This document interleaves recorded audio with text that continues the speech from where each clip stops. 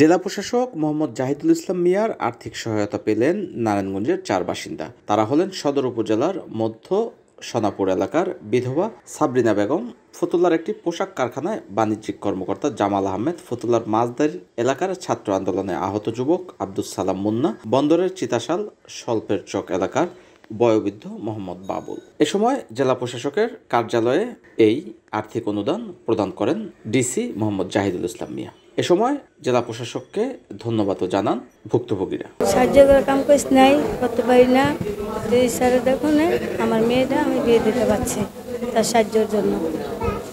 আমার খুব ভালো লাগতেছে, সবাই দিয়েছে আমার চোখের, আমি অপারেশন করে লেজটা লাগাইতে পারবো, আমি কর্ম করে খাইতে পারবো।